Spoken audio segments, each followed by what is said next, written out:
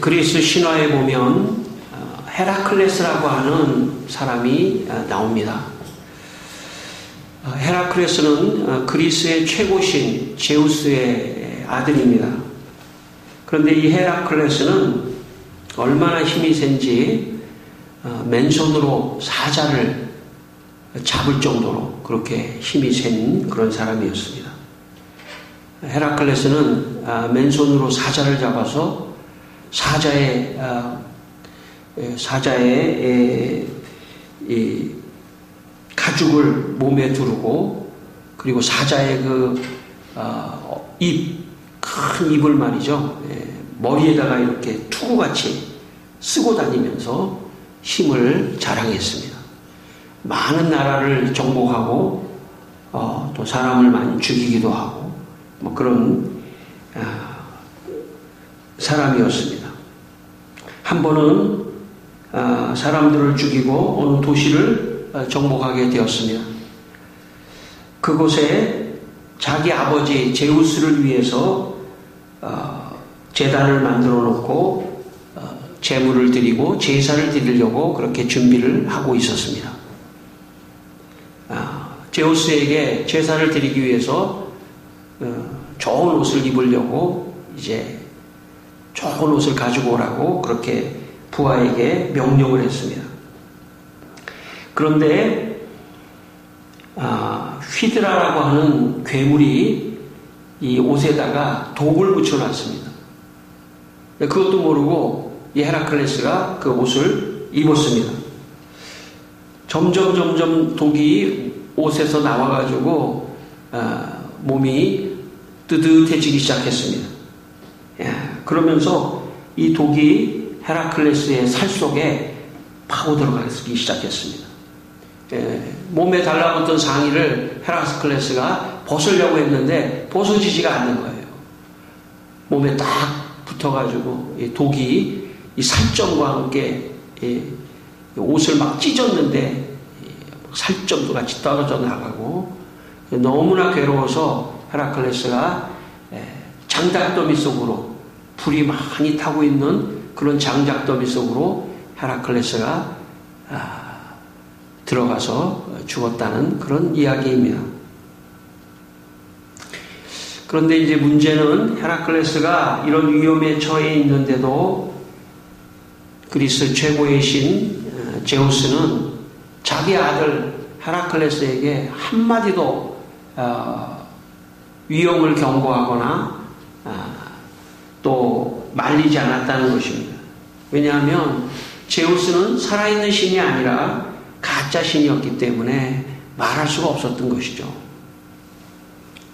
반면에 우리가 믿는 하나님은 우리가 위험할 때 아무 말도 못하는 제우스와 같은 만들어진 신이 아니기 때문에, 우리가 믿는 하나님은 우리가 위험할 때 우리에게 세미하게 말씀하시고 도와주시는 살아계신 하나님이신 것입니다. 그러므로 여러분 우리 모두가 믿는 하나님은 우리의 인생에 함께 하시며 우리를 도와주시고 모든 위험에서 우리를 경고하시고 말씀하시고 하시는 살아계신 하나님이시라는 것을 여러분 믿게 되시기를 바랍니다. 시편 18편 46절에 이런 말씀이 있습니다. 여호와는 살아계시니 나의 반석을 찬송하며 내 구원의 하나님을 높일지로다. 그렇게 말씀하셨습니다. 하나님은 지금도 살아계셔서 모든 위기를 당할 때 도와주신다는 그런 말씀입니다. 시편 기자는 그렇게 고백하고 있습니다. 하나님은 살아계신다. 살아계신 하나님. 여러분 시편 50편 15절은 또 이렇게 말씀합니다. 환난 날에 나를 부르라. 내가 너를 건지리니 내가 나를 영화롭게 하리로다. 라고 말씀하셨습니다. 살아계신 하나님이기 때문에 그 하나님에게 부르짖고 기도하라는 말씀입니다. 하나님은 만들어진 하나님이 아니기 때문에, 죽은 하나님이 아니기 때문에 우리가 기도하면 하나님은 다 듣고 계십니다. 그러므로 환난 날에 나를 부르라. 내가 너를 건지리니 내가 나를 영화롭게 하리로다. 그렇게 말씀하셨습니다. 신앙이 좋아진다고 하는 것은 하나님께 기도한다는 그런 뜻입니다. 대개 내가 하나님께 기도하지 않고 얼마든지 내 힘으로 다 할 수 있는 거 내가 할 수 있다 이렇게 생각할 수도 있겠습니다.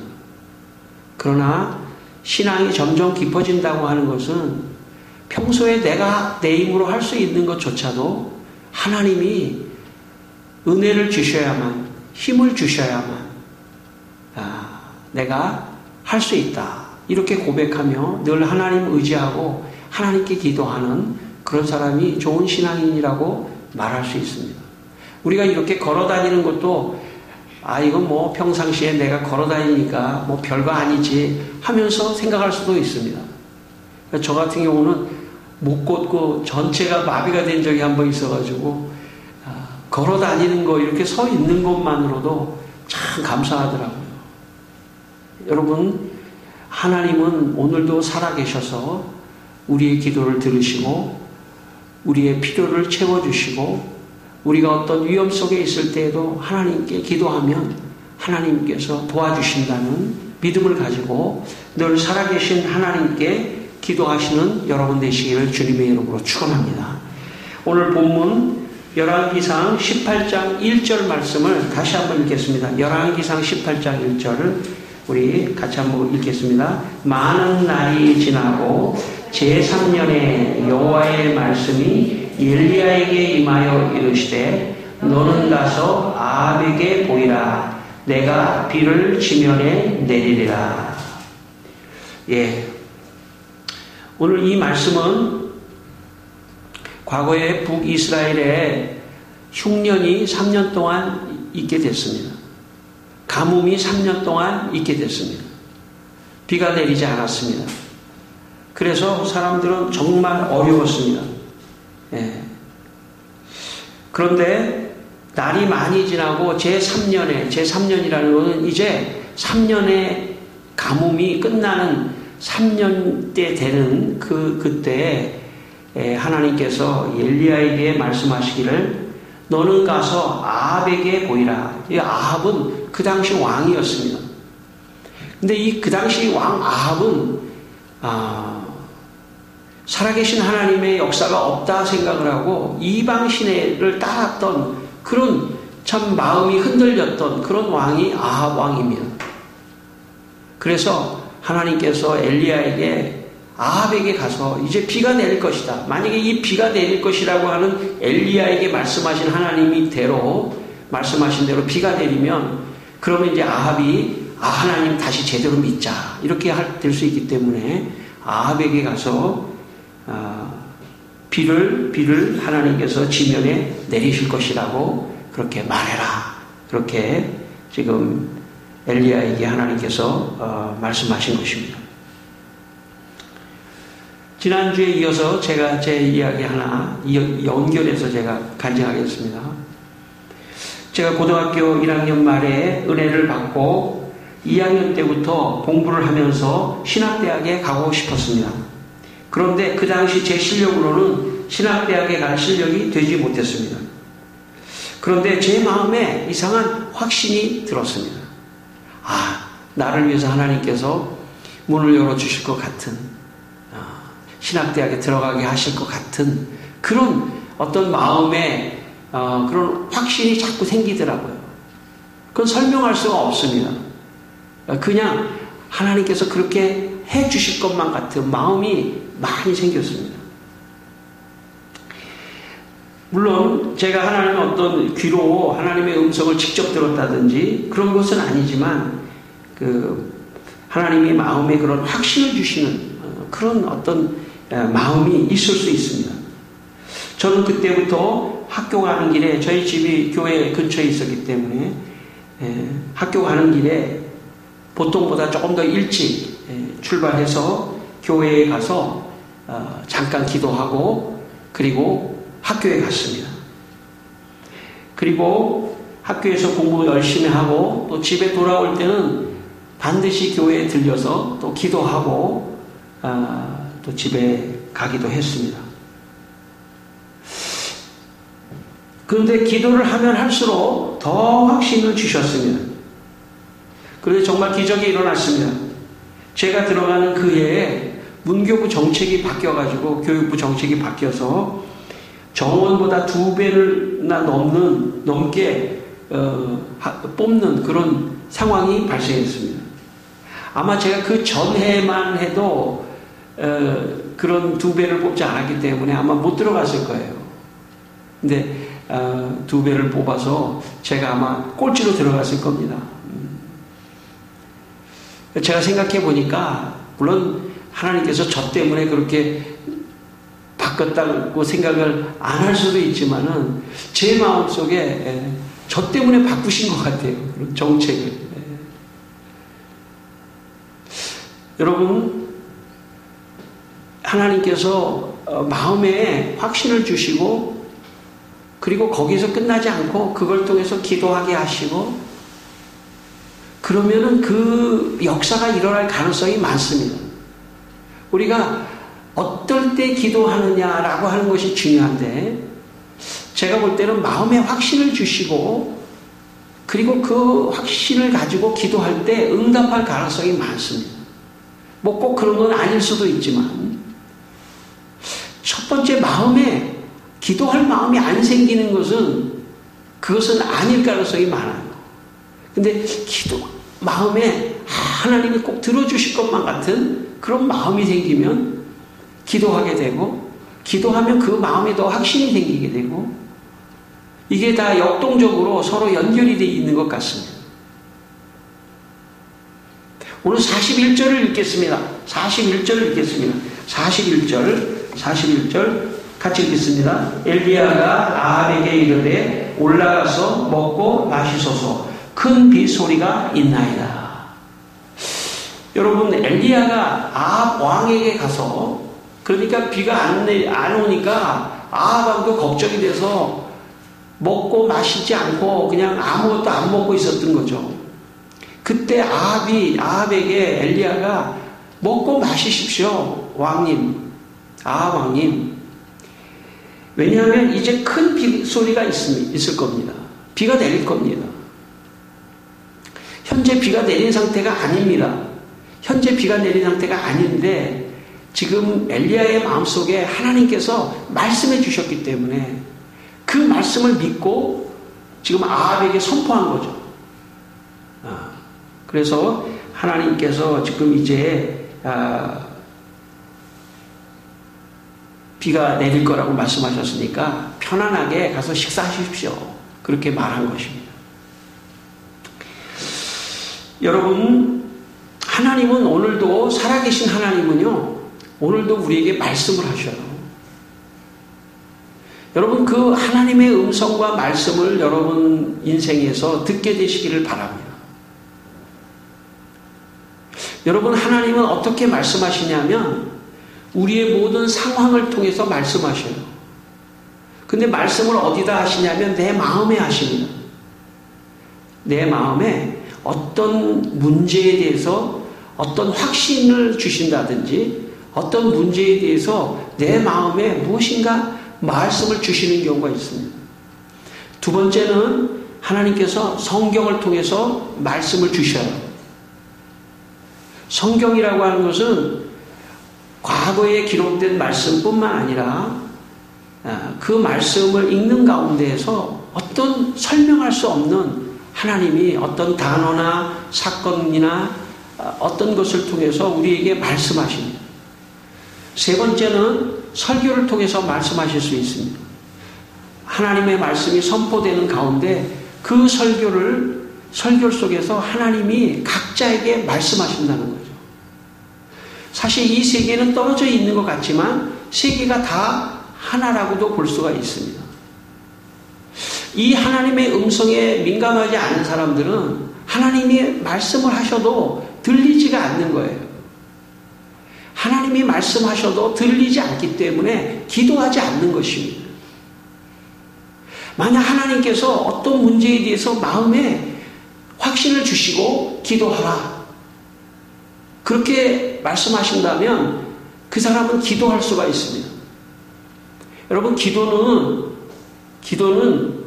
그냥 막연하게 내 마음을 그냥 털어놓는 그런 시간이 아니에요. 하나님과의 인격적인 어떤 관계 속에서 기도하는 거기 때문에, 기도라고 하는 것은 하나님께서 내게 말씀하시는 그 음성을 듣고, 그리고 그 말씀에 내가 응답하면서 기도하면서 하나님께 나아가는 것입니다. 이것이 영적인 원리입니다. 오늘 엘리야가 아합에게 이렇게 말을 한 것은 그 마음속에, 엘리야의 마음속에 하나님께서 먼저 비가 내릴 것이라 라고 하는, 이제 때가 됐으니 비가 내릴 것이라고 하는 그런 음성을 엘리야에게 들려주셨기 때문입니다. 저는 여러분의 마음속에 하나님께서 늘 말씀하시고, 성경을 통해서 늘 말씀하시고, 설교를 통해서 늘 말씀하시는 하나님의 음성을 여러분이 듣게 되시길 바랍니다. 그 음성을 듣고 기도하셔야 돼요. 하나님의 음성을 듣지 않고 기도하면 기도하다가 지쳐버려요. 확신이 안 생겨요. 그리고 그 기도가 내 욕망을 위한 기도가 될 수가 있습니다. 야고보서 말씀에 보면 내 욕망으로, 내 욕심으로 기도하는 것은 이루어지지 않는다고 말씀합니다. 기도는 내 욕망으로 하는 것이 아닙니다. 내 욕심으로 하는 것이 아닙니다. 기도는 철저히 하나님의 음성을 들으면서 하는 것입니다. 하나님께서 확신을 주셨기 때문에 더 기도하는 것입니다. 사실 어쩌면 그 외의 기도는 내 욕망으로 하는 기도일 가능성이 많아요. 내 욕망으로 하는 기도는 하다가 안 해버립니다. 그러나 하나님께서 내게 확신을 주시는 것에 대해서는 그것을 붙들고 기도하게 되어 있습니다. 저는 이 시간에 하나님께서 우리 모두에게 각자의 필요한 말씀을 이 시간 주시기를 바랍니다. 그리고 그 말씀을 듣고 기도하게 되시기를 바랍니다. 종교개혁자 장 깔뱅은 그가 쓴 기독교 강요에서 기도에 대해서 이런 말을 했습니다. 하나님이 우리를 초청하여 자기에게 구하도록 하신 모든 선한 것의 주인이시며 수여자이심을 알고도 그에게 나아가지도 않고 구하지도 않는 것은 땅에 묻혀 감춰진 보물이 알려졌음에도 무시하는 사람과 다를 바 없어 아무 유익도 얻지 못하게 될 것이다 라고 말했습니다. 그러니까 깔뱅은 기도하지 않는 사람은 땅에 보물을 묻어놨는데 그 보물이 여기에 있어, 감춰진 보물이 땅에 있어 했는데도 그 보물을 파지 않는 사람이라고 깔뱅은 말했습니다. 여러분 잘 아시는 대로 마태복음 7장 7절로 8절에 보면 구하라 그리하면 너에게 주실 것이요 찾으라 그리하면 찾아낼 것이요 문을 두드리라 그리하면 너희에게 열릴 것이니 구하는 이마다 받을 것이요 찾는 이는 찾아낼 것이요 두드리는 이에게는 열릴 것이니라. 그렇게 말씀하셨습니다. 하나님은 오늘도 여러분의 문제를 풀어주시고 축복해 주실 거라고 말씀하시면서 그 축복을 받으려면 우리가 이를 위해서 기도해야 된다고 말씀하고 계시는 겁니다. 제가 처음에 말씀드렸지만 사실 이 기도라고 하는 것은 하나님께서 축복을 준비해 주고 계시고 이 축복을 나눠주시는 방법이 있는데 그것은 우리가 기도를 통해서 하나님의 축복을 받는 것입니다. 오늘 42절 43절 읽겠습니다. 42절 43절입니다. 아합이 먹고 마시러 올라가니라 엘리야가 갈멜살 꼭대기로 올라가서 땅에 꿇어 엎드려 그의 얼굴을 무릎 사이에 넣고 그의 사환에게 이르되 올라가 바다 쪽을 바라보라. 그가 올라가 바라보고 말하되 아무것도 없나이다. 이르되 7번까지 다시 가라. 그렇게 말씀하셨습니다. 여러분 아합에게 말이죠. 가서 먹고 마시십시오 한 다음에 엘리야가 한 행동은 뭐냐면 갈멜산에 올라간 겁니다. 갈멜산에 올라갔다는 것은 기도하러 갔다는 그런 뜻입니다. 기도하러 가서 어떻게 기도했느냐? 갈멜산에 올라가서 땅에 꿇어 엎드렸습니다. 우선 땅에 꿇어 엎드렸다는 것은 굉장히 낮은 자세로 간절한 마음으로 기도하는 태도를 보인 것이죠. 그리고 그의 얼굴을 무릎 사이에 넣었다는 얘기는 더 간절한 어떤 몸의 행동을 말합니다. 여러분, 사람이 그냥 있잖아요. 몸이 어떻게 움직이는 것만을 봐도 저 사람이 참 교만하구나 하는 것도 알 수 있고요. 저 사람이 겸손하구나 하는 것도 알 수 있고, 몸이 말해주는 거예요. 그 사람의 태도를, 마음의 태도를.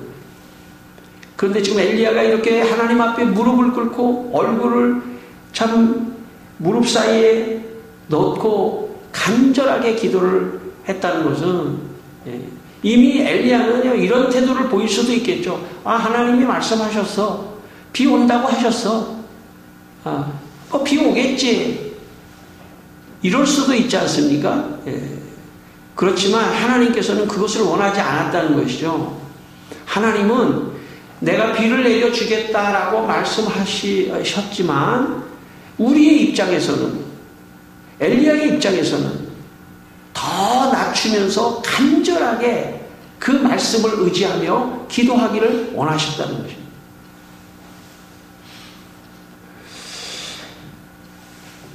여러분, 인간은 교만하기 때문에, 타락한 인간은 기본적으로 너무 교만해요. 교만하기 때문에 기도를 하지 않고, 내가 기도를 하지 않아도 나 잘 돼. 나 기도 필요 없어. 나 기도 없어도 나한테 돈도 벌고 건강도 해. 일도 잘 돼. 그게 타락한 인간의 모습입니다.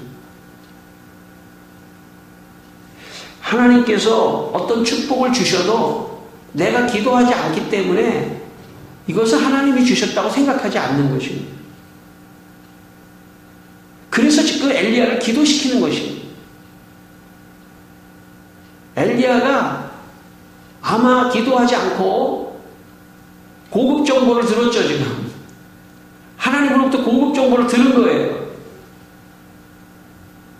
그러면서 자기가 그것을 가지고 어떤 권력을 휘두르듯이 할 수도 있어요.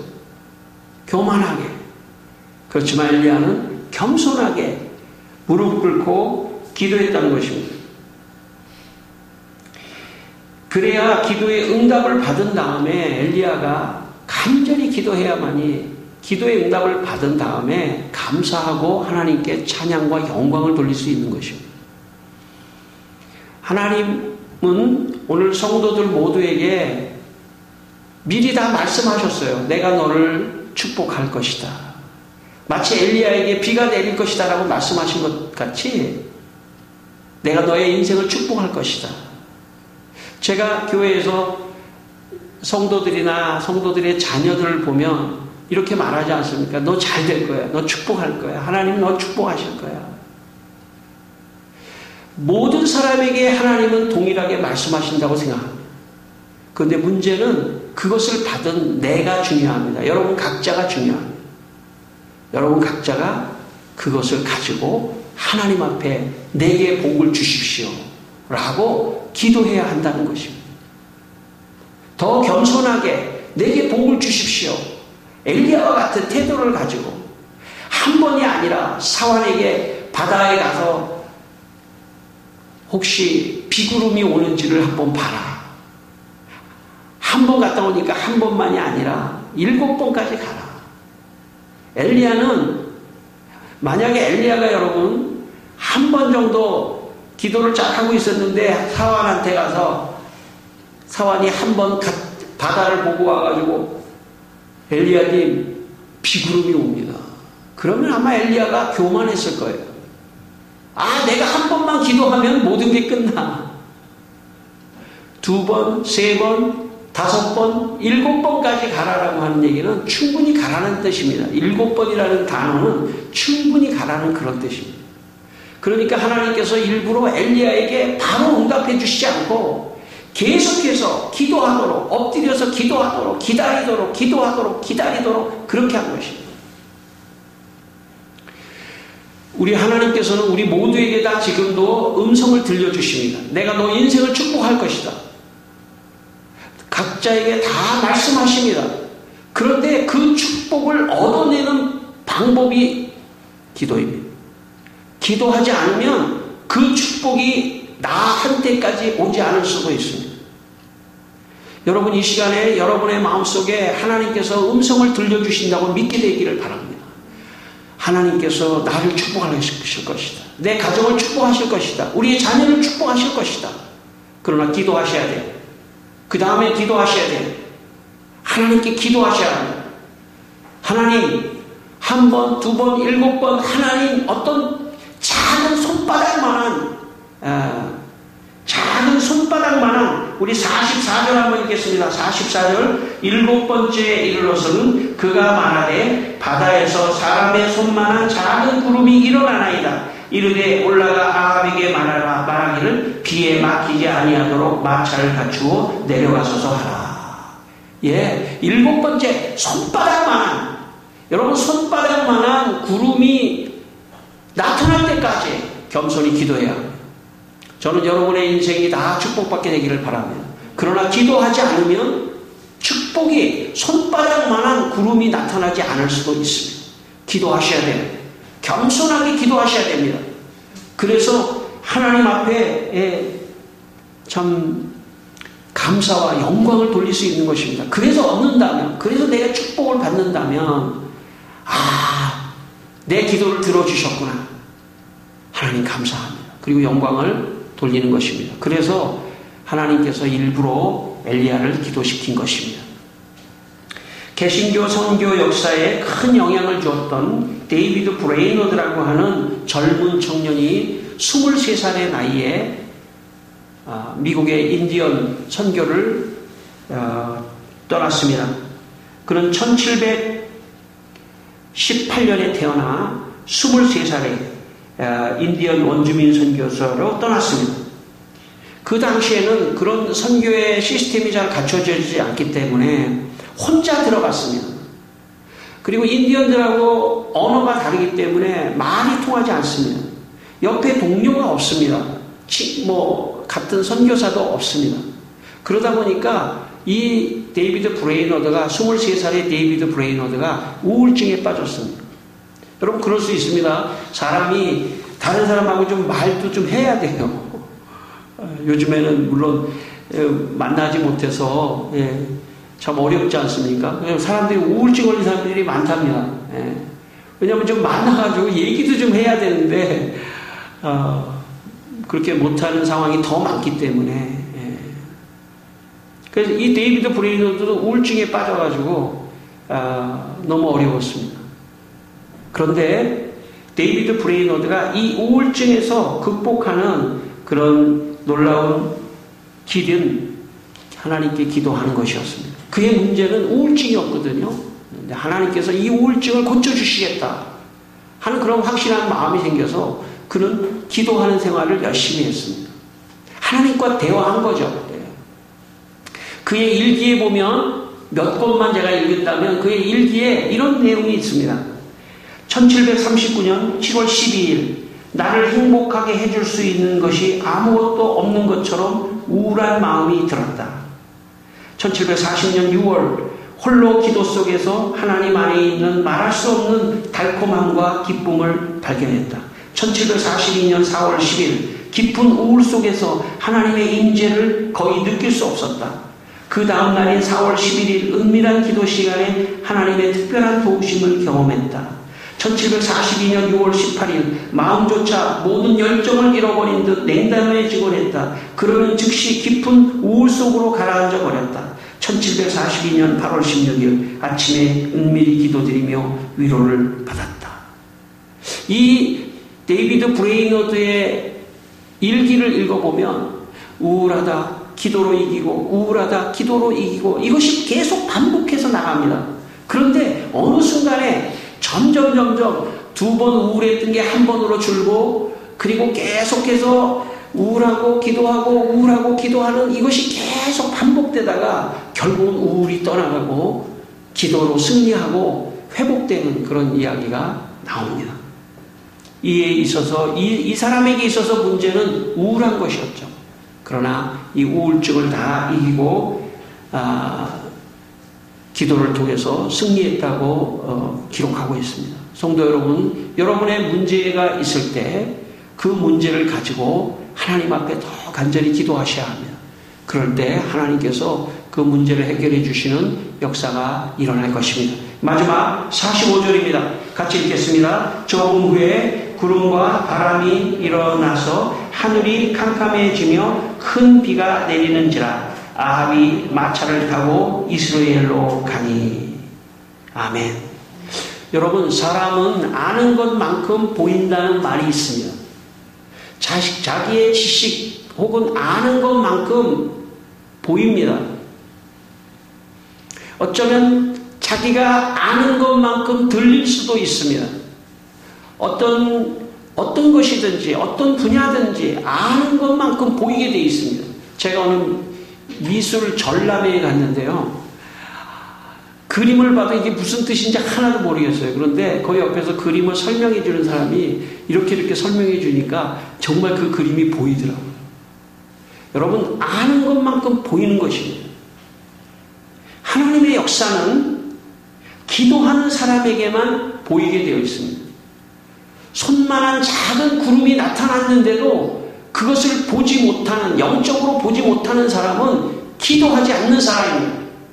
하나님의 축복이 가까이 왔는데도 그것을 받을 수 있는 그릇을 준비하지 못하는 사람은 기도하지 않는 사람입니다. 기도하는 사람은 어떤 사인이 오거나 손바닥만한 징조가 나타났을 때 하나님이 저건 나에게 주시는 것이다 라고 마음을 열고 그것을 받을 수 있는 그릇을 준비할 수 있는 사람은 기도하는 사람입니다. 여러분의 인생에 기도를 통해서 하나님이 주시는 놀라운 축복을 다 받는 여러분의 인생이 되시기를 주의 이름으로 축원합니다.